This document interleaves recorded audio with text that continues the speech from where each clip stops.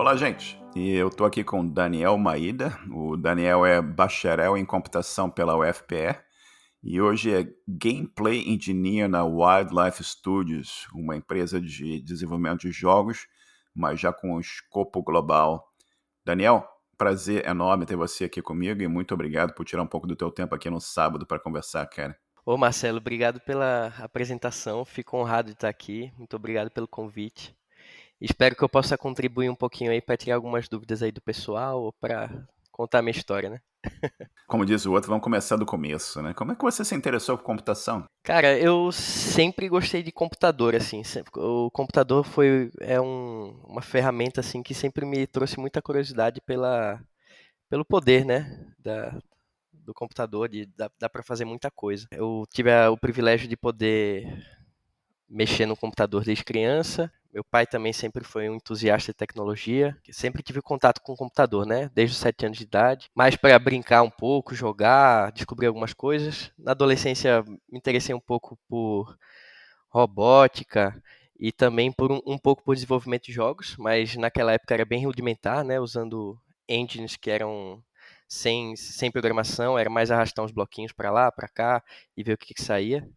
Mas aí depois eu me afastei, não pensei que eu ia trabalhar com computação. Era uma coisa que eu gostava de mexer, mas nunca pensei em trabalhar. E engraçado, né? Eu já pensei em trabalhar com várias coisas. Já pensei em ser jornalista, já pensei em ser filósofo, já pensei em ser médico. Até tentei um ano para medicina, não sabia o que fazer, né? Na hora que chegou o vestibular, e o que eu vou fazer? Não sei o que eu vou fazer. Aí minha mãe, não, medicina é o que todo pai fala, né? Ser médico, advogado, engenheiro, essas coisas. Aí, tá bom, talvez medicina seja legal. Aí, perto de chegar o vestibular, tentei um ano, não consegui passar, ia tentar o segundo ano. Aí acabei conversando com um amigo meu numa reunião assim, social. Ele estava fazendo ciência da computação na Federal, lá em Pernambuco. E eu falei, cara, como é que tá sendo o curso? Ele me contou, eu falei, nossa, deve ser muito legal fazer isso. Então eu acho que eu vou trocar. Minha mãe ficou meio aborrecida na época. Eu falei, não, mãe, mas é realmente o que eu quero fazer. Vamos ver, né? Nunca tinha programado antes. E ele, inclusive, esse meu amigo estava saindo do curso. E é engraçado que mesmo assim eu fiquei empolgado em fazer o curso. E aqui estamos nós. É interessante como um amigo, assim, um comentário muda completamente o caminho na tua vida, né? Você entrar no curso de medicina e você conversa com uma pessoa que está saindo do curso, na verdade, de computação, e ele te recomenda e você acha interessante e segue aquele caminho, né? Como é que foi isso? Você entrou na UFPE direto? Como é que foi esse começo? Como é que foi o estudo na faculdade? Conta pra gente um pouquinho. Eu entrei na UFPE, né? A primeira vez eu tentei, como eu disse, eu tentei para medicina, vestibular, e não consegui. Aí, 3 meses antes do segundo vestibular, eu tive essa conversa com esse meu amigo que estava saindo e falei, nossa, esse curso que ele tá fazendo parece ser muito mais legal do que, parece ser muito mais a minha cara do que medicina, né? Aí eu, na hora de escolher a opção lá, eu escolhi ciência da computação na UFPE. E aí eu comecei em 2013. Foi 2013 e eu comecei o curso de ciência da computação. Não sabia programar nada, nunca tinha programado uma linha de código. No primeiro período eu já vi que tinha gente que programava, fiquei meio assim, putz, será que eu não tô meio atrasado? Será que eu não tô um pé atrás? Será que eu vou conseguir? Mas aí, à medida que o curso foi avançando, eu fui estudando as disciplinas, fui estudando por conta própria e consegui engatar e foi bem legal, assim. A faculdade foi... Os 3 primeiros períodos eu tive um pouco de dificuldade, por ser uma coisa nova, mudar também o contexto de ensino médio para um ensino superior, né? E também de nunca ter programado. Os 3 primeiros períodos eu tive um pouco de dificuldade.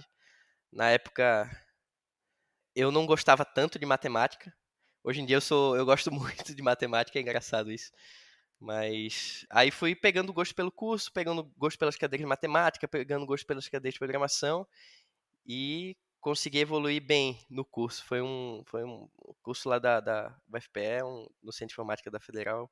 Pernambuco é muito bom, assim, os professores são muito bons, dão muita assistência. Então foi um trajeto bem legal, assim. Com essa assistência, essa ajuda dos professores, como é que foi assim o choque de escrever os primeiros programas e o que você começou a aprender e se desenvolver na faculdade? Como é que foi isso? Eu gosto de brincar de vez em quando que você, para programar, você tem que desenvolver uma linha de raciocínio diferente, né? Não é Para você programar, você tem que entender como é que a máquina funciona. Você tem que, para você, na minha opinião, né, para você ser um bom programador, você tem que entender como a máquina funciona. Você tem que entender como ela pensa e saber como se comunicar com ela. Então eu tive que aprender isso durante a faculdade, não fazia a mínima ideia.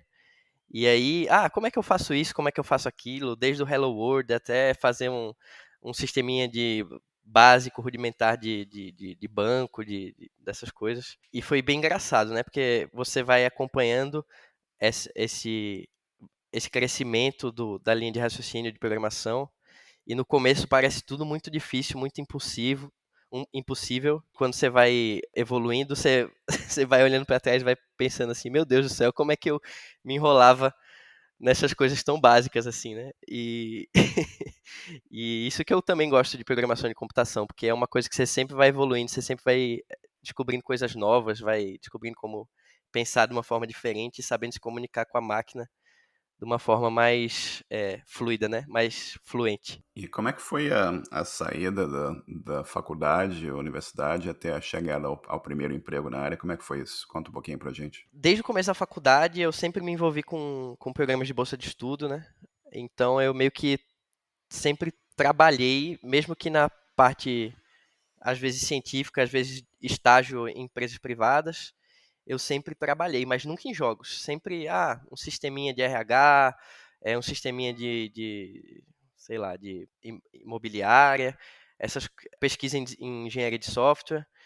E só que nunca com jogos, né? Porque eu não sabia que era possível trabalhar com jogos aqui no Brasil. Parecia uma coisa muito irreal. Não conhecia muita gente que trabalhava. O foco da universidade não tinha, tinham poucas disciplinas de jogos. Eu acho que só tinha uma, na verdade. E aí eu não sabia que dava para trabalhar, né? Com isso. Foi no final da faculdade que eu cursei essa disciplina letiva, que era desenvolvimento de jogos, que era desenvolver um jogo, né, em um semestre, eu acho. E eu me apaixonei por aquilo. Eu falei, nossa senhora, que é isso? É muito legal fazer isso. Será que tem como viver disso? É muito mais legal do que eu trabalhava com inteligência artificial na época. É, eu achava muito mais legal que inteligência artificial. Tinha muitos desafios. Você tinha que criar os mundos lá. é, Então eu comecei a ir para eventos, porque lá em Recife tem um mercado tradicional de jogos, assim. Apesar de não ser muito grande, é tradicional, é antigo.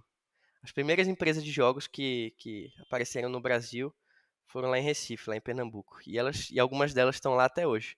Então tinha uma comunidade lá que eu fui correndo atrás, procurando. E lá nesses eventos, nessas palestras, eu percebi que realmente era possível viver trabalhando com jogos. E aí eu não conseguia pagar as contas trabalhando só com jogos, né?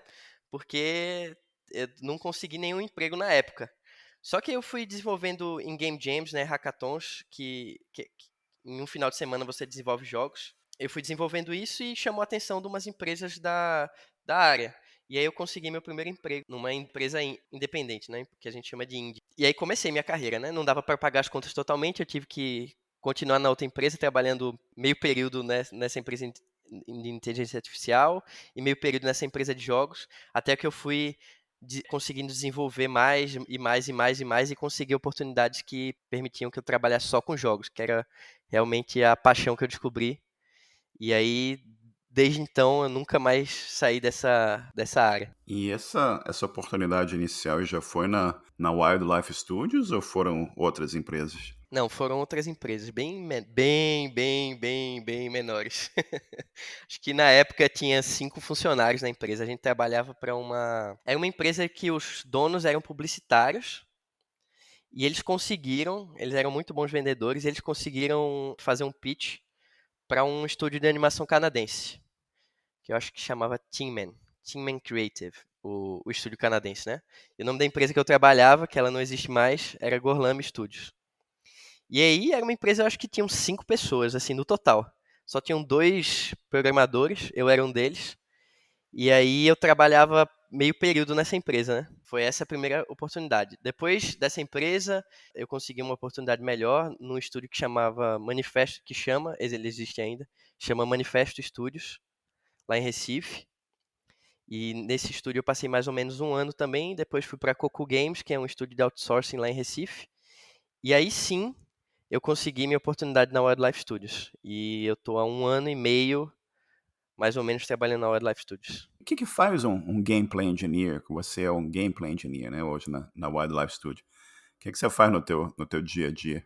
Então, o papel, deixa eu tentar resumir o papel de um gameplay engineer. O que é que um gameplay engineer faz? Ele basicamente faz o gameplay, né, que é a jogabilidade do jogo.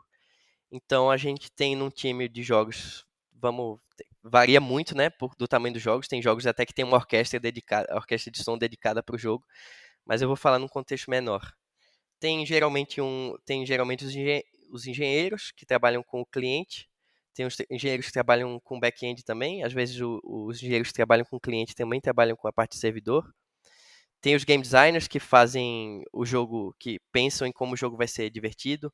Tem os diretores, tem os producers, tem os artistas, tem os músicos. E basicamente o meu papel como gameplay engineer é juntar todos esses elos, por exemplo, a ideia que o game designer teve, a arte que o artista fez, a música que o músico fez, e criar e transformar isso numa experiência concreta, né? Numa experiência virtual.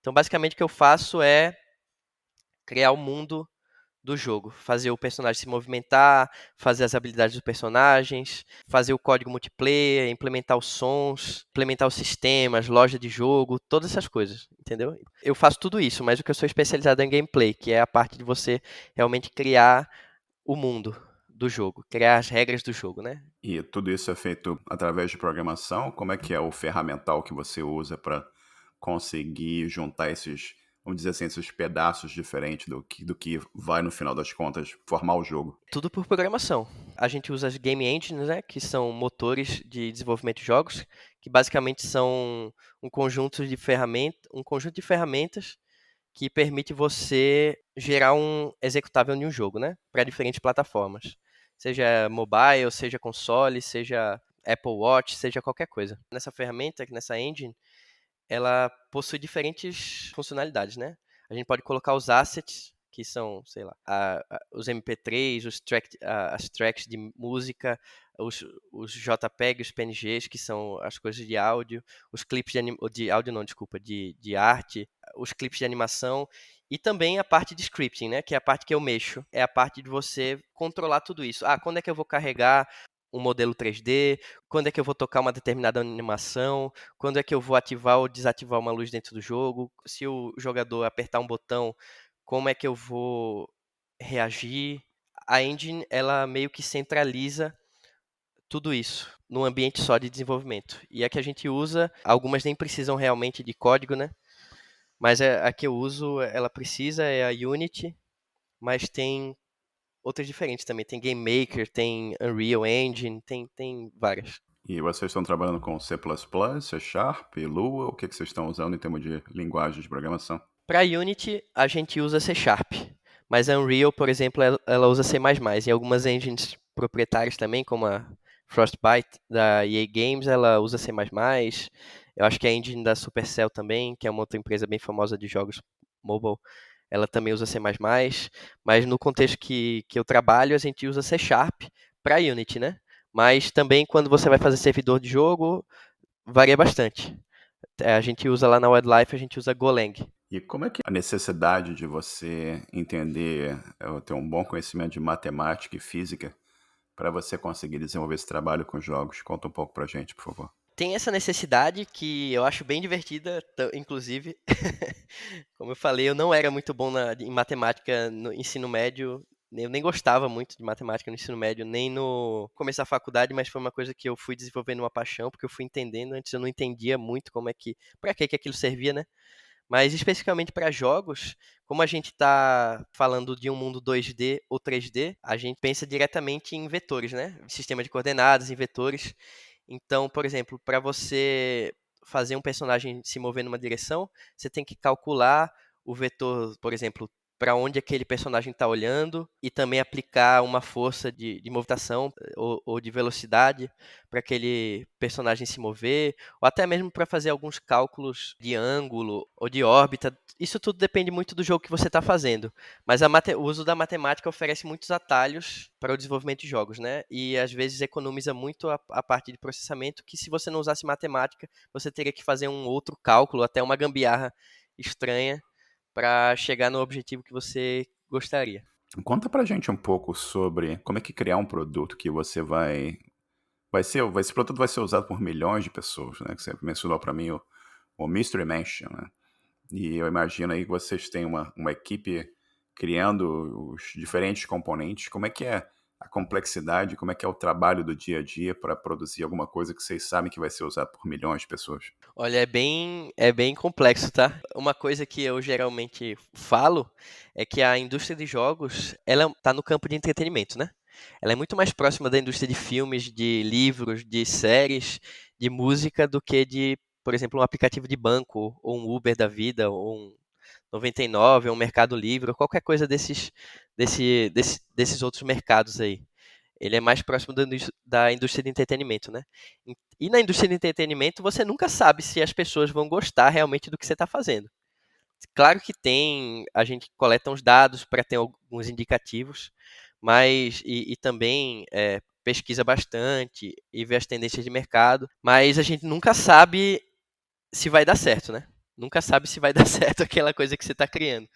E no dia a dia, uma outra coisa que eu também gosto muito é que a gente trabalha com eu trabalho com diferentes áreas, né? Eu trabalho com artistas, eu trabalho com músicos, eu trabalho com pessoas que vêm de diferentes backgrounds, que têm diferentes conhecimentos, então o ambiente é bem diverso em relação a conhecimento. E no dia a dia, é, a gente se junta para jogar o jogo e também para ver quais são os próximos passos, para coletar feedback dos jogadores, para prototipar, para ver se uma coisa é divertida. Ah, será que se eu fizer tal coisa no jogo vai ser realmente divertido? A gente prototipa e analisa se a opção A ou B é melhor. E, e a gente tem bastante reunião também, né, entre as áreas de arte, de game design, de engenharia, tem que estar tudo muito em harmonia. O, o jeito que o jogo corre tem que estar em harmonia com a música, que tem que estar em harmonia com o estilo de arte, que tem que estar em harmonia com a experiência do jogador, que tem que ter uma resposta boa, que tem que ter sei lá, uma experiência fluida. Então, no dia a dia, a gente se junta para discutir todos esses tópicos, traçar os próximos planos, olhar para trás para ver o que aconteceu, jogar um pouco do nosso jogo para ver como é que tá a experiência, se tem algum bug, se tem alguma coisa do tipo.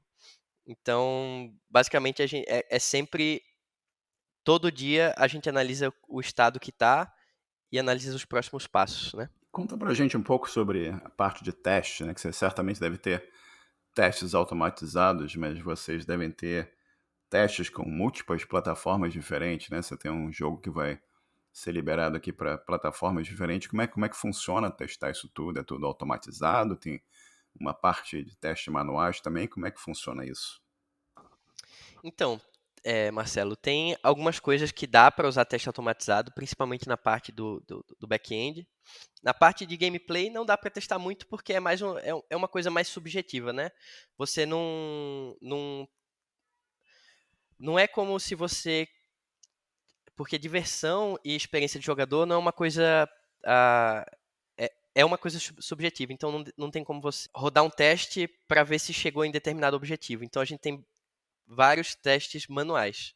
Que a gente tem um departamento de QA, de Quality Assurance, que nossos QAs eles testam o jogo, os game designers testam o jogo para ver se a experiência está legal. A gente lança versões de teste AB para ver se determinada funcionalidade é melhor ou pior. Então a gente não tem muito teste automatizado nessa parte de gameplay, nessa parte de versão.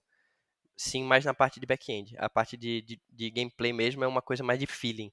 A gente joga para ver se tá legal, se tá divertido, se tá com um bug aqui e ali, ou às vezes até um bug que aconteceu, dá uma ideia pra gente de fazer uma coisa meio que parecida, só que sem parecer um bug.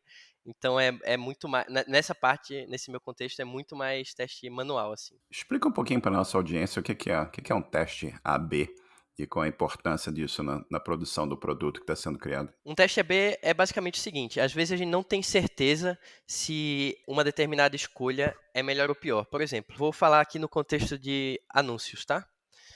Será que mostrar um anúncio no meio da jogatina é uma coisa legal? Vai impactar a experiência do jogador? Os jogadores vão ficar bravos? Eles vão desinstalar o jogo ou não?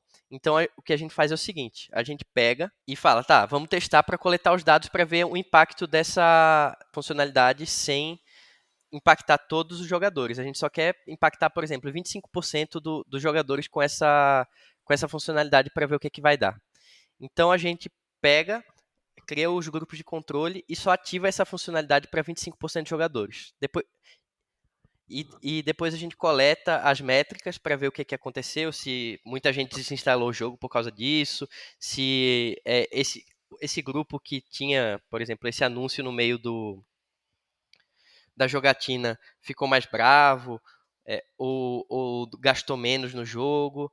Então, são basicamente testes que a gente faz para medir o resultado de funcionalidades que a gente quer lançar, para ver se realmente a gente vai lançar aquilo para todo mundo ou não. Como é que é o estresse do dia que o jogo vai para produção? Né? Você criar o jogo, tá tudo testado, tá na hora de apertar o botão e começar a ver o jogo sendo baixado pelos usuários, download. Como é que é esse estresse? O que é que acontece depois desse momento que o filho nasceu? Olha, essa é a hora da verdade. Quando você aperta o botão de release lá para chegar para todo mundo, é realmente a hora da verdade. Você não sabe o que vai acontecer. Você não sabe se o servidor vai cair, se vai aguentar a quantidade de jogadores, ou se não vai dar ninguém jogando, ou se aquele jogo vai bombar ou não vai. É uma ansiedade gostosa, assim, é uma parte que eu gosto bastante, assim. Às vezes é ruim, né? Às vezes não é o que a gente esperava. Às vezes a gente fica um pouco chateado, porque o jogo é nosso filho, né? E tem um pedacinho de cada pessoa que criou aquele jogo. É uma coisa muito pessoal. Muito pessoal, porque a gente está muito envolvido na criação, a gente dá as ideias, a gente testa. Então, o momento de lançar é um momento de muita ansiedade, mas é também muito gostoso quando você vê o feedback das pessoas e você fez uma. Você impactou de certa forma a vida daquelas pessoas. Você está divertindo as pessoas que estão jogando, as pessoas criam artes, fazem até às vezes umas animações, falam sobre o jogo, fazem até música do jogo, fazem vídeos no YouTube com resenhas. Às vezes falando bem, às vezes falando mal, às vezes a gente fica feliz, às vezes a gente fica chateado, mas é uma coisa que a gente sempre tem que treinar na cabeça da gente quando a gente tá lançando um jogo, né? Porque realmente, no momento que a gente tá lançando, é o momento da verdade, de ver realmente, de expor o filho pro mundo, né? E falar, gente, tá aqui meu filho, espero que vocês gostem, a gente fez com muito carinho, então a gente sempre espera que nosso filho seja bem recebido. E como é que é coletar o feedback dos usuários? Nasceu o filho está no mercado, o filho está sendo compartilhado com um monte de gente. Como é que vocês trabalham para coletar esse feedback das pessoas que estão jogando o jogo e isso gerar ideias para melhorar o jogo ainda mais? Como é que funciona isso? Explica um pouco para a gente, por favor. Então, para a gente coletar o feedback, a gente tem diversas maneiras, né? Não é uma maneira só que a gente faz, a gente ataca de várias frentes. Primeiro, a gente vê a quantidade de downloads, né? Se o jogo está baixando muito, se a quantidade de downloads está crescendo, porque eu atualmente trabalho com jogos mobile, né? Que tem que a taxa de download é muito importante. A gente também a gente tem mecanismos de medir se as pessoas estão continuando no jogo, se elas não só jogam um dia e desinstalam. A gente também a gente tem canais de comunidade, vê o pessoal falando bem ou falando mal de determinada coisa que a gente fez. Ah, não gostei dessa mecânica que tem aqui no jogo. Ah, gostei muito dessa outra mecânica aqui, acho que tem que ter mais. Acho que a gente coleta muito feedback direto também dos jogadores. Claro que a gente tem que filtrar, né? Nem sempre um feedback do jogador é uma coisa muito valiosa, então a gente tem que saber filtrar dessa forma também. Então, fora a parte de analytics, análise de dados que a gente tem, que a gente consome, também tem a parte do feedback dos jogadores, que para mim realmente é a mais importante. Como é que essa deu um problema e aí? O jogo não tá com bug, tá com problema e como é que funciona isso? Como é que a gente vai consertar isso? Lançar um release novo? Como é que funciona esse processo? A gente, quando dá um bug, a gente analisa. É um bug que a gente tem que lançar agora? É um bug que a gente tem que corrigir agora, porque senão vai prejudicar muito a experiência do jogador? Ou é uma coisa que dá para a gente esperar um pouquinho e colocar para as próximas releases naturalmente?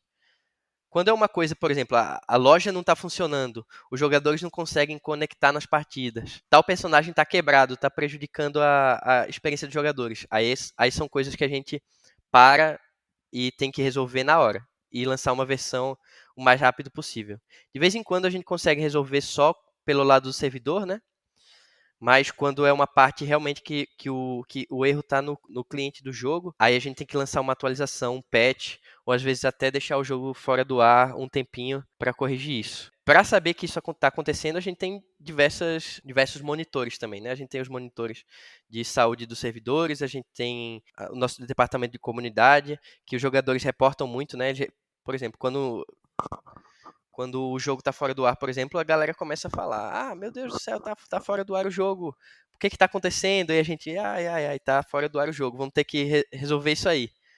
Então, a gente monitora de diversas formas a saúde, né, do jogo. E dependendo da gravidade do bug ou da situação do jogo, a gente toma as decisões de resolver na hora ou posteriormente. E em termos de pessoal que tem interesse em trabalhar nessa área e alguém que quer candidatar uma vaga na Wildlife aqui, o que você recomenda para essas pessoas? O que vocês estão procurando numa pessoa que quer se juntar à empresa, que tem o desejo de trabalhar com programação de jogos, ou não necessariamente só programação, mas tem tantas áreas diferentes, né?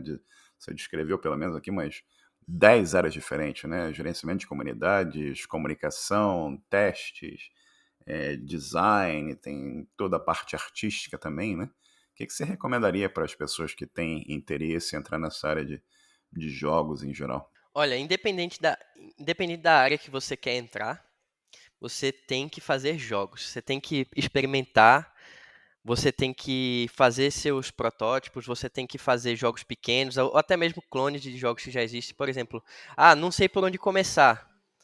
Não sei por onde começar na área de desenvolvimento de jogos. Vou pegar um jogo que já existe bem simples, tá? Não vai começar fazendo um MMO, um World of Warcraft, não vai começar fazendo um GTA, um Free Fire da vida, um Fortnite, não. Você vai começar fazendo um jogo pequenininho, porque senão você nunca, como eu falei anteriormente, né?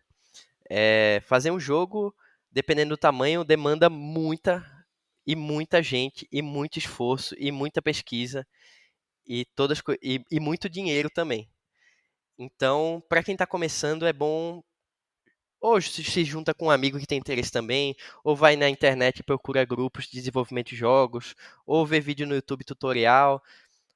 Faz um Pong, faz um Tetris, faz um Pac-Man, faz sei lá, um joguinho de quebra-cabeça, ou um jogo da forca, ou até um joguinho de plataforma simples, imitando um Mario mais simples.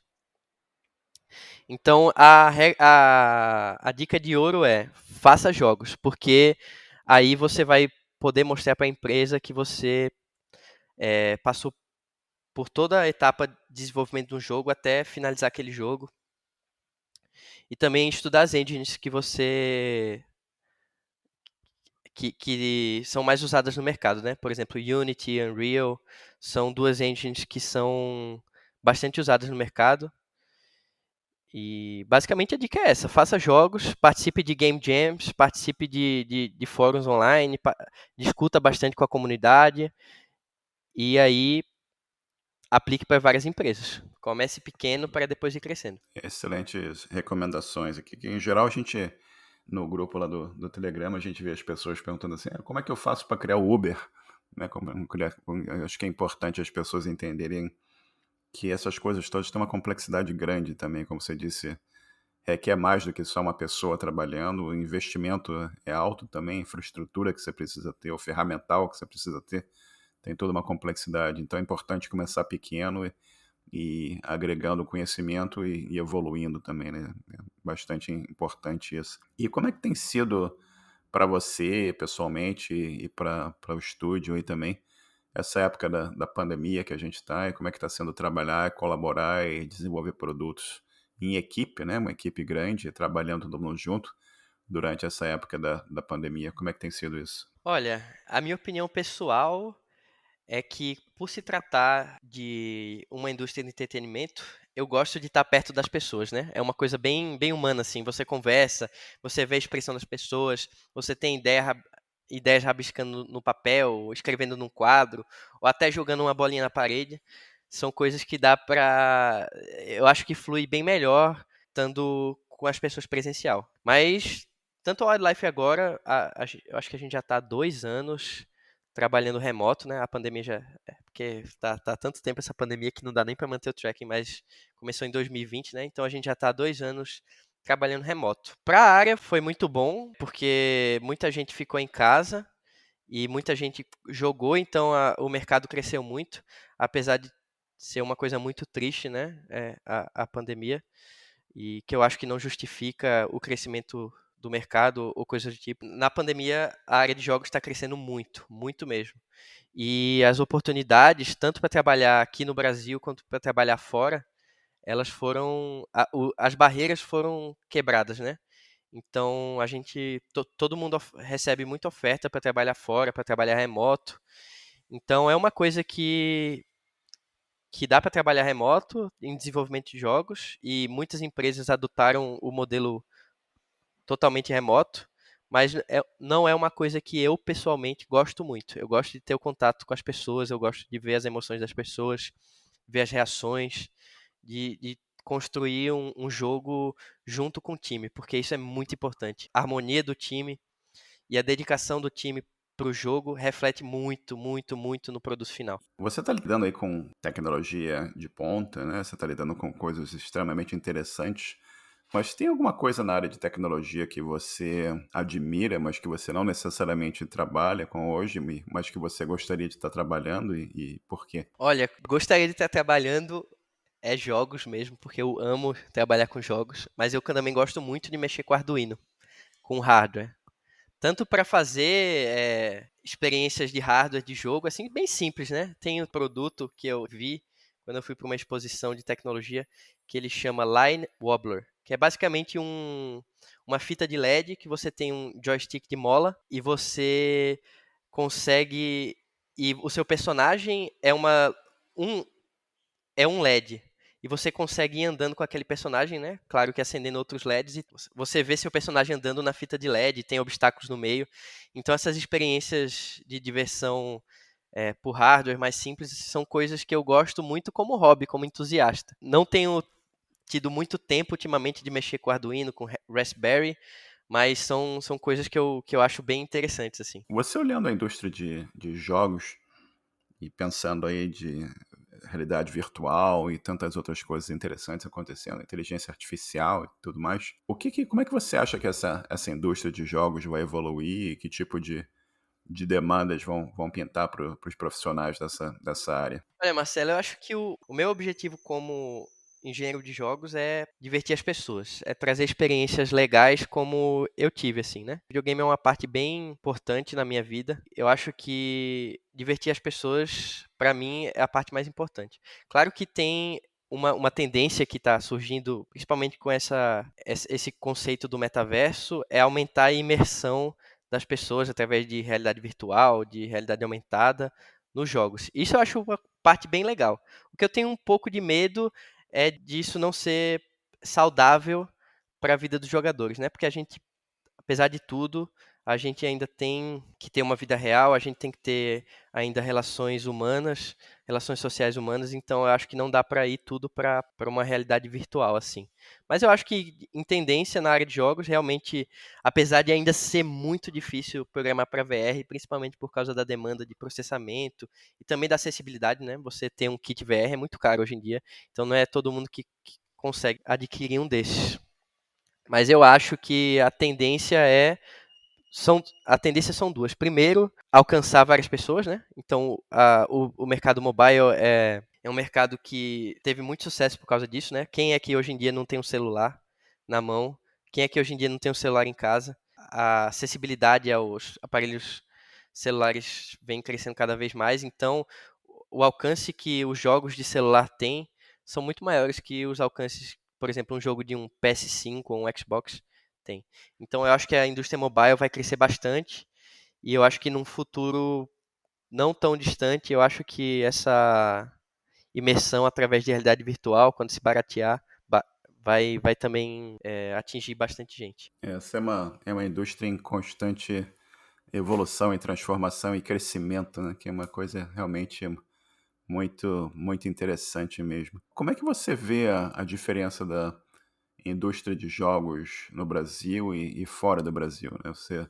Wildlife já está com um escopo global, com produtos e usuários fora do Brasil também. Como é que você vê o comportamento da indústria no Brasil e fora do Brasil? A Wildlife realmente é um ponto fora da curva aqui no Brasil, né? Ela está entre as 10 maiores publishers e desenvolvedoras de jogos mobile do mundo, competindo com Supercell, com King, com Garena, com Tencent, com várias outras empresas internacionais. Então, realmente, a Wildlife é um ponto fora da curva.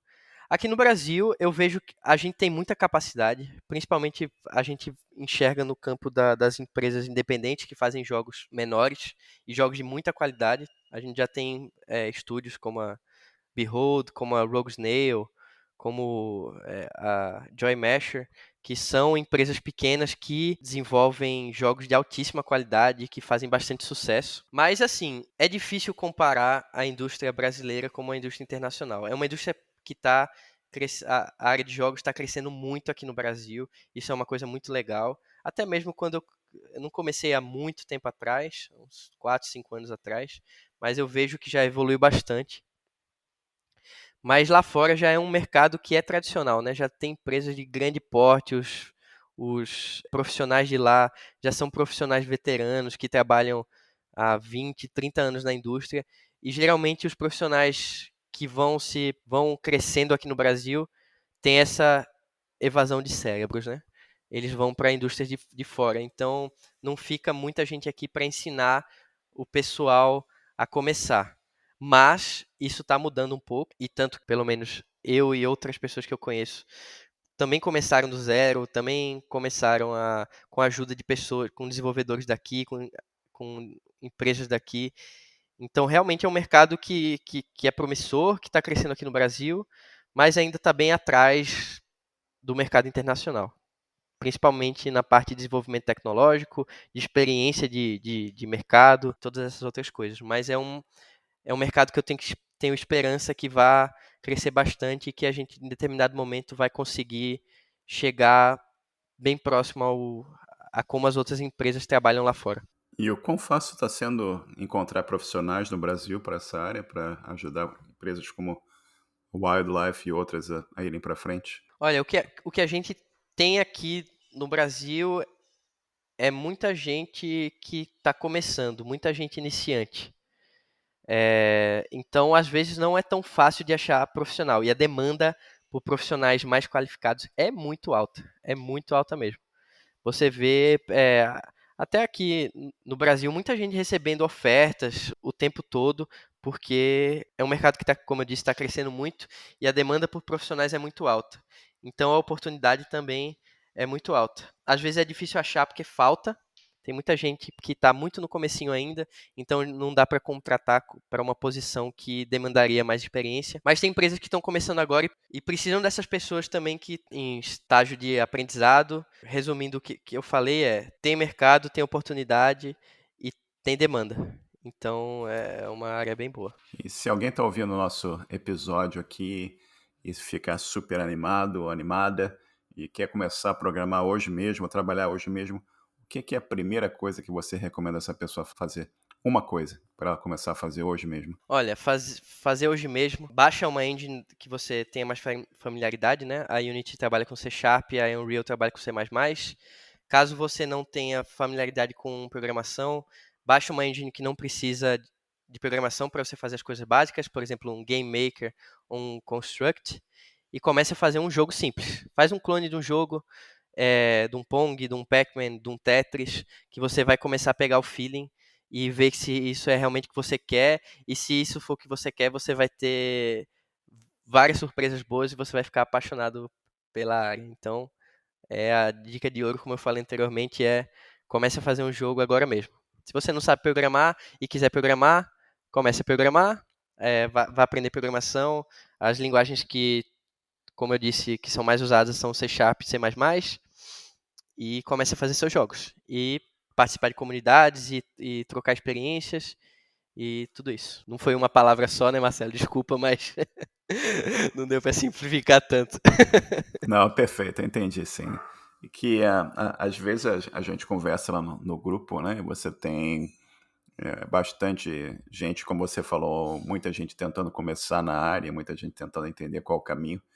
E a coisa pode ser assim um pouco, como é que eu digo? A palavra em inglês é overwhelming, me fugiu a palavra em português assim. Pode ser é difícil do cara entender onde é que está o fio da meada, onde é que ele começa, né? Então a gente tenta orientar, você fala um engine, o cara fala assim, o que é um engine? Eu não sei o que é um engine, entendeu? Aí você tem que C++, o que diabo que é C++? A pessoa em geral ela está acostumada a usar ela pode ter um computador, mas ela possivelmente jamais abriu um terminal naquele computador para fazer uma compilação, ela não sabe o que é isso, entendeu? Então a gente tem que orientar também com bastante carinho, né, e tentar ajudar essas pessoas a pegar o fio da meada. Uma vez que a pessoa pegou o fio da meada, ela entende o caminho, ela progride perfeitamente por ali, entendeu? E, Daniel, você tem dica de livro, música ou filme que você queira compartilhar? E no seu caso especificamente, dica de jogos? Dica de jogos? Eu vou fazer meu jabá aqui, né? Joguem o Suspects Mystery Mansion. Ele tá na Play Store. Ele tá na Apple Store também. Tem para Android, para iOS. E a gente também lançou recentemente uma versão para Steam, que ela só funciona em Windows, infelizmente. Essa é a dica de jogo que eu te dou, que eu dou para vocês. Joguem lá, que é um jogo bem legal, de dedução social, meio que parecido com o Among Us. Esse é o último jogo que eu trabalhei. Dica de livro. Nossa, eu geralmente consumo muito livro da área mesmo, assim, de desenvolvimento de jogos. Tem um livro muito legal que não precisa de conhecimento técnico na área, mas para você saber como é o processo de desenvolvimento de jogos, como como é que relatos de empresas que lançaram, por exemplo, Diablo, da Blizzard, da Halo, da Microsoft. O nome do livro é Sangue, Suor e Pixels. Tem a versão em português, que é Sangue, Suor e Pixels. Tem a versão em inglês, que é Blood, Sweat and Pixels. Do Jason, eu não sei pronunciar o sobrenome dele, mas é Shirer, não vou saber pronunciar. Mas essa é a minha indicação de livro para vocês entenderem um pouco mais como funciona o mundo do desenvolvimento de jogos e como é que uma equipe de jogos trabalha e histórias de guerra, né? War Stories, que a gente chama, histórias de guerra e desenvolvimento de jogos, que é um livro bem legal para vocês lerem se vocês quiserem entender um pouco mais sobre essa área aí. Beleza. E você quer deixar alguma informação para contato, alguma coisa pessoal sua, ou e-mail, ou Twitter, o que seja? Olha, o Twitter eu não uso muito profissionalmente, eu prefiro deixar o LinkedIn, é só procurar Daniel Maida. Vocês também podem dar uma olhada lá na página da Wildlife Studios, que é uma empresa bem grande assim. A gente tem um GitHub aberto, que com algumas tecnologias e ferramentas que a gente desenvolveu. E é só procurar no Google Wildlife Studios GitHub que vocês vão achar. Tem as comunidades do IGDA, que é a International Game Developer Association, as comunidades do IGDA brasileira. Cada estado, ou pelo menos região, deve ter seu polo. Então você pode procurar. Eu acho que geralmente é no Facebook ou no Discord. Você pode procurar por GDA, por exemplo, tem a GDA Recife. Tem uma comunidade do Discord também que chama Game Dev Dungeon, que ela está um pouco parada, mas é uma comunidade que tem de desenvolvimento de jogos lá do Nordeste, que a gente dá bastante dica de como começar, troca experiências e coisas desse tipo.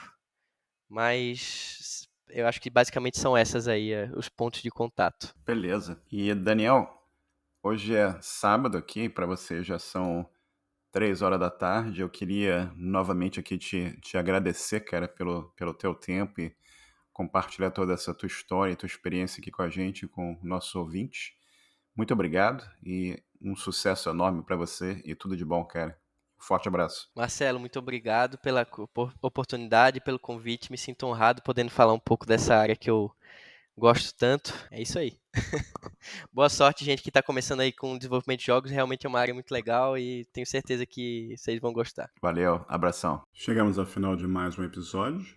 Agradeço a todos a atenção e o nosso site é osprogramadores.com. Participem e até o próximo episódio. Um bom dia para todos.